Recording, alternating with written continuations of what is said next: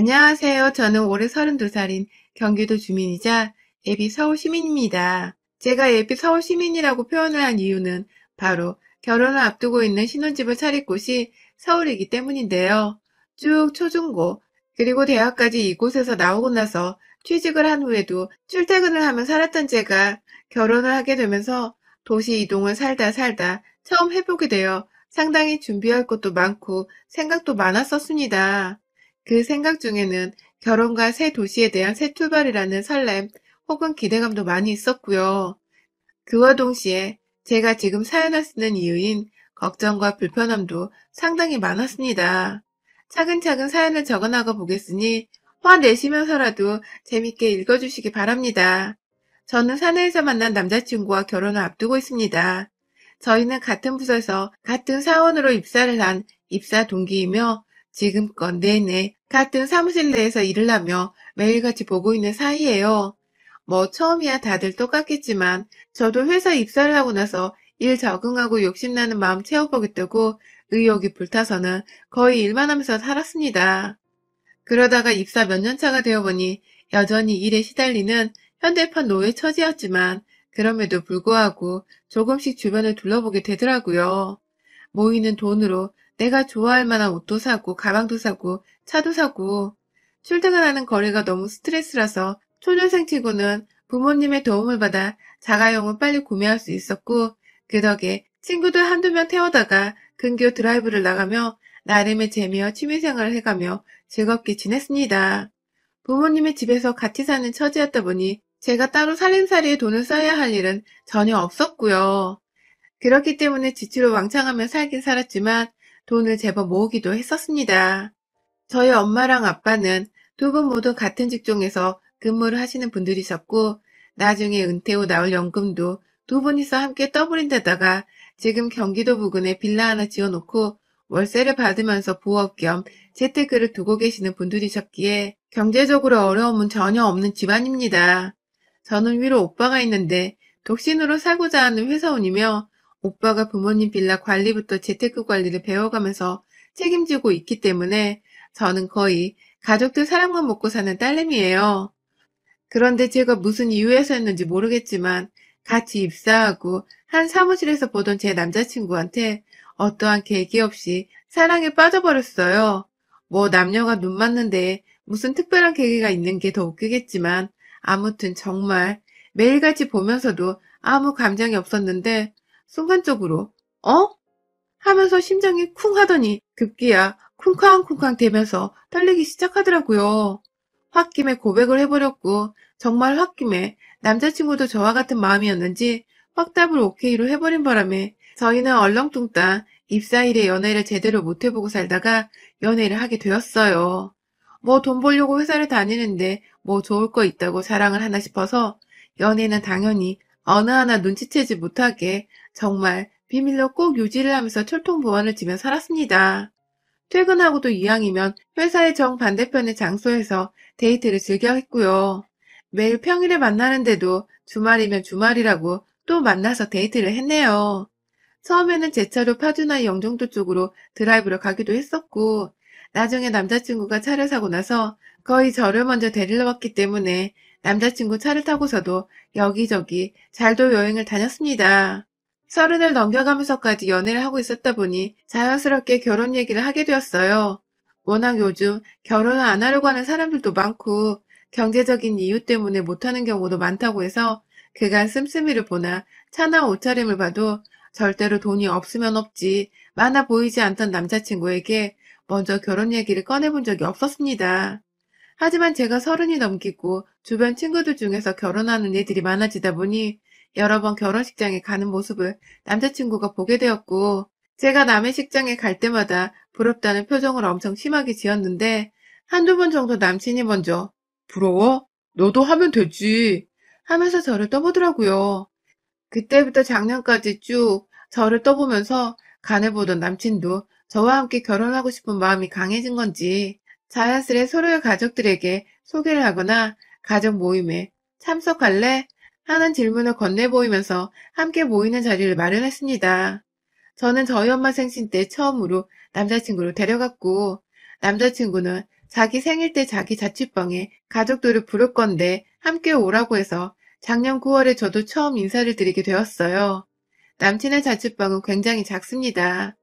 오피스텔이긴 한데 복층이지만 위층은 아예 사람이 설 수 없는 크기라서 저도 몇 번 올라가 본 적이 없고, 아래층에는 팔을 벌려도 그것보다 짧은 주방 하나, 화장실, 그리고 거실 공간이 함께 있어요. 남자친구가 시부모님이랑 하나 있는 누나를 불렀고, 저는 회사 마치고 곧바로 출발한다고 했지만 10분 정도 늦게 도착을 했는데요. 들어가는 길에 전날 미리 사놓은 남친 케이크까지 들고서는 도착을 했더니 그 첫 만남을 지금도 잊을 수가 없네요. 정말 제 또래로 보이는 여자, 그러니까 저에게 애비 형님이신 분께서 들어오는 저를 위아래로 훑어보시고는 대박! 이렇게 늦는다고? 라고 하더군요. 제가 어디서 놀다 온 것도 아니고 회사 퇴근하자마자 오늘 지 생일이라고 반차 쓰고 집에 먼저 간 남자친구 없이 혼자서 불이 나게 케이크 들고 달려왔더니만 처음 보는 사람한테 한다는 말이 늦었다고 핀잔을 주는 것이었습니다. 속으로 나 찍혔나 보다 하는 마음으로 얼굴에는 땀이 흐르는데 숨을 헐떡이며 겨우 숨을 고른 채 들어갔더니 AB 시부모님의 표정도 그닥 좋지 못했어요. 왠지 좋게 보고 싶은데 옆에서 신우이가 먼저 초를 치는 말을 해댄 바람에 기분이 센 것 같았습니다. 옆에서 남자친구는 일 끝나고 오면 이거보다 늦어야 하는 게 정상인데 뛰어와서 이렇게 일찍 도착한 거야 하면서 느지막이 제 편을 들어줬고, 그제서야 애비 시아버지부터 시어머니까지 일하는데 생일 축하하러 온다고 고생이 많았다면서 저를 맞이해 주셨어요. 하지만 그 와중에도 애비 시누이는 바로 통성명을 하고 말을 놓더니 이내 제가 사들고 간 케이크를 낚아채듯이 가져가서는 초를 꽂으면서 케이크는 예쁜 거 사왔네. 센스는 있는 애인가 봐. 라고 말을 하더군요.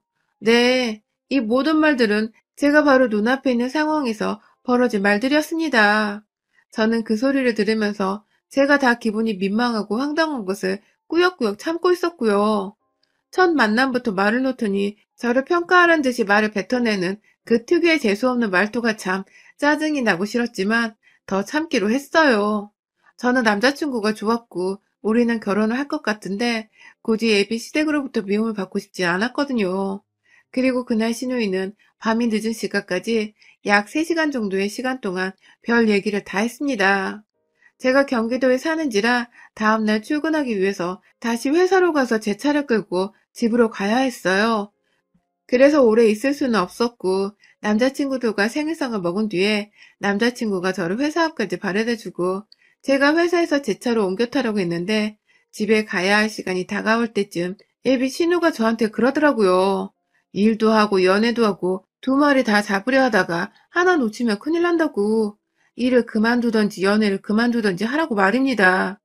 자기는 평생 바쁜 동생을 잘 케어해 줄 수 있는 현모양처 같은 여자를 원했는데 딱 봐도 바빠 보이는 제가 그리 적절하지 않다는 것 같다면서 벌써부터 저한테 일을 그만둘 생각은 없냐고 물어보는데 정말 한숨이 턱 하고 나오더라고요. 이건 뭐 남친을 통해서 짐작조차 못했던 신우의 모습이었던지라 제가 뭐라 말을 해야 할지 모르겠더라고요. 둘 다 일을 하면서 사내 커플로 만났는데 그 좋은 회사를 둘이 같이 다니고 있는 것만으로도 대단한 일인데 그만두라니요. 왜 자기 동생한테는 그만두고 제가 돈을 벌어올 테니 집에서 내조나 하라고 시키지 않고 저한테 그만두란 소리를 하는 건지 의아했습니다. 그날 저는 일만큼은 제가 정말 중요하게 여기는 것이라며 단호하게 일을 그만둘 일이 없다는 말을 했고, 문제가 된다면 이건 나중에 결혼하고 나서 걱정을 해야 할 문제라면서 당장에 걱정할 문제가 아니라는 식으로 확실히 말을 했어요. 그 바람에 신우이의 표정이 좀 썩어가는 듯해 보이긴 했지만 뭐 상관없었습니다. 옆에서 부모님도 수긍하시는 듯 고개를 끄덕이고 계셨고, 그 상황에서 자기 말에 대꾸를 했다며 기분 나빠하는 건 예비 신우밖에 없었으니까요. 굉장히 뭘 덜 닦은 듯한 기분이 드는 첫 만남을 끝으로 한동안은 가족들을 만날 일이 없다가 남편과 정식으로 결혼 얘기가 오고 가며 상견례를 준비하기 전에 두 번 더 시댁 식구들을 만나게 되었습니다. 시댁 식구들은 서울에 살고 계셨지만 저희 회사와는 거리가 상당히 먼 곳에 살고 계셔서 남편이 쭉 자취를 해왔는데요. 그때는 주말을 맞아서 작정하고 남편의 집으로 처음 찾아가 보게 되었습니다. 제가 사는 경기도에서도 거의 반대 방향 끝자락에 위치해 있었기 때문에 저는 약속 2시간 전에 혹시 몰라 제 차를 타고 출발을 했습니다. 집에 도착을 하고 나니 거의 정시간에 도착을 했더라고요. 마중 나온 남자친구의 도움을 받아 주차 자리에 주차를 했는데 거기가 생각보다 외진 골목이어서 차를 들여오기도 많이 힘들었고 또 남편네 집이 주차를 할 수 있는 공간이 딱히 없는 다세대 집이었기 때문에 자리가 비는 곳에 일단 주차를 해야만 했습니다. 한마디로 자리 주인이 나타나면 저는 언제든 자리를 비켜줘야 하는 상황이었고 제가 걱정을 하니 남자친구는 나는 평소에 매일같이 겪는 일이야 하면서 전혀 개의치를 않아 하더라고요. 그렇게 시댁에 들어갔는데 정말 처참했습니다.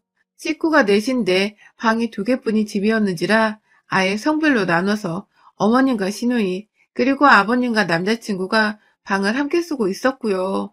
그마저도 방마다 남친은 남친대로 시누이는 시누이대로 옷이 너무 많아서 방 안에 한 면이 옷으로만 꽉 차 있어서 제대로 구경해볼 만한 인테리어나 뷰가 하나도 없었어요.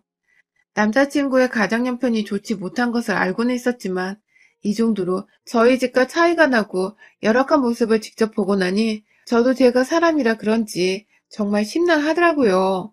바깥 제 차 걱정에 집안에서는 집 걱정에 아휴 최대한 놀라지 않은 척을 하려고 해맑게 웃으면서 인사를 드리고 자리에 앉아 그냥 어떻게 지냈었는지 일에 대해서도 이것저것 얘기를 나누면서 안부를 나눴습니다. 여기서 일 얘기는 시아버지가 자꾸 먼저 물어보셔서 제가 대답을 해드린 것이고요.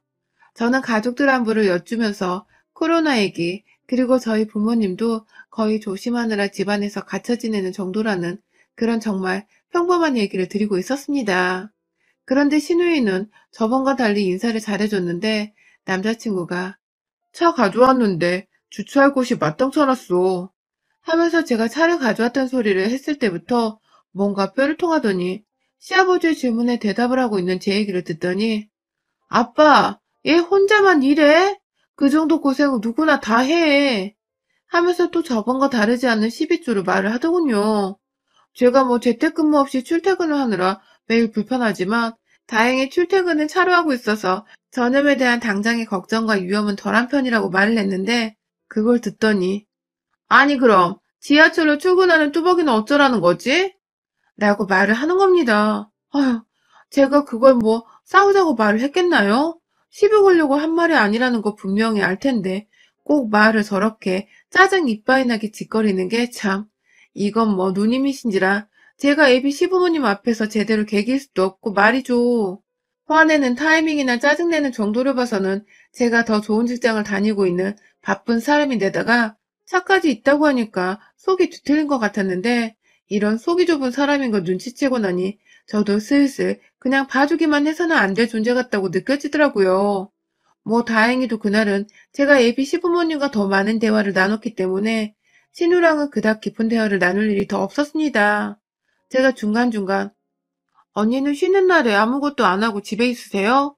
하면서 살살 기분 나쁘라고 할 일 없냐는 식으로 말을 던져보기도 했고 결혼하는데 시부모님 2분께만 잘 보이면 되는 거죠. 저희 부모님도 그 이상은 하지 말라고 하시니 제가 부모님께는 잘해드리겠습니다.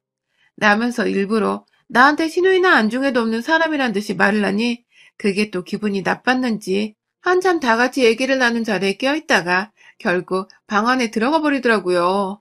그렇게 2번째 만남은 나름 제 속이 시원하게 끝이 났습니다. 그러나 3번째 만남에서 사건이 터져버렸습니다. 정말 우연찮게 제가 저희 부모님 모시고 태릉 쪽으로 지나가다가 남친의 집을 살짝 지나치게 되었는데요. 그냥 지나가는 말로 저희 엄마가 남자친구를 불러보라 하더라고요. 저 바래다 주는 겸 저희 집에 몇 번 들어간 적도 있던 남자친구는 제 연락에 바로 집에서 뛰쳐나왔고 덩달아 나오면서 급기야 시어머니를 데리고 나오는 바람에 저희가 얼떨결에 상견례를 하는 와중에 먼저 남자친구의 집에서 상견례를 해보게 되었습니다. 남친은 집이 좁은데 저희 식구를 다 들여도 괜찮냐며 저한테 눈치를 주면서 어쩌냐고 했는데 남친이 그렇게 나오니까 제가 막 더 미안하고 안쓰러운 마음이 들더라고요. 그래서 우리 부모님은 평소로 사람 따지는 그런 무식한 분들이 아니라면서 당당하게 남친 집으로 데려갔고 가서 얼떨결에 시댁내 식구들 모두 저희 부모님을 마주하게 되었습니다. 시어머니는 막 차를 내어오시겠다고 분주하시고 아빠는 시아버지랑 다행히 대화가 잘 통하셨는지 또래의 아저씨들이 나눌 수 있는 그냥 소소한 안부와 인사를 건네면서 나름 분위기가 화기애애했습니다. 하지만 단 한 사람, 이 집안에서 제가 절대로 간과하고 넘겨서는 안 되는 우리 시누이가 있었죠. 시누이는 갑자기 집안에 들어왔다면서 저희 부모님이 집안에 들어오시는 때부터 인상을 잔뜩 찡그리시더니 다 같이 인사를 나누는 와중에도 방 안에 들어가 있다가 남편이 인사드리러 나오라고 하니 억지로 누가 멱살 잡고 끌고 나오기라도 하듯이 불편하게 나와서는 시골에서 먼 걸음 하셨네요.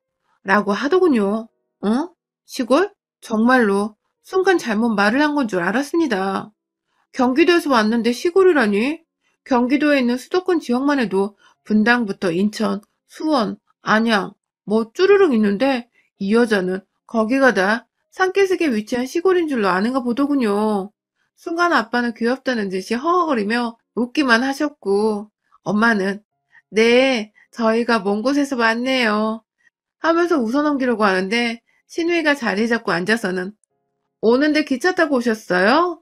라고 하더군요. 그때부터 뭔가 저희 부모님도 이게 농담인지 진심인지 뭔지 받아들이기 힘드셨는지 웃음기를 살짝씩 뺀 채로 제 차로 운전을 해서 왔다고 말씀을 하셨고요. 애비 신우는 너무 멀리 사시던 거 아니냐고, 서울에 좀 사시라고, 우리 부모님도 집에 초대를 해야 하지 않겠냐고 껄껄거리면서 말하더라고요. 무작정 자기 집에 온 게 부담스럽다는 말과 동시에 똑같이 우리도 너네 집에 초대받고 싶다는 것을 은연중 표현한 것 같은데 시누이는 어색한 분위기 속에서 아랑곳하지 않고서 이야 경기도 사시는 분들이 딸내미가 차 사는데도 가만히 계세요? 저였으면 주먹으로 머리 한 대를 콱 쥐어박았을 거예요. 라면서 또 하하호호 아주 신이 났더군요. 제가 시누이를 보면서 그 차는 내가 산 게 아니라 우리 부모님이 사준 거고 경기도인데 우리 부모님은 각자 차도 가지고 계시다며 한마디를 해주려고 했지만 옆에서 지 누나가 왜 저러나 싶어서 앉아보지 못하고 있는 남자친구의 얼굴이 너무 불쌍해 보여서 참 거지 같은 장녀를 둔 집안이구나 하는 가벼운 마음을 먹은 채 대충 넘어가 보려 했습니다. 하지만 이내 신우는 저희 엄마가 받아 마시고 있던 차와 파리바게트에서 사온 것 같은 잘린 빵 조각이 그렇게 아쉬웠는지 급기야 혼자서 속닥거린다면서 아휴 아까워 죽겠네 정말 이라고 깊은 한숨을 쉬면서 말하더라고요.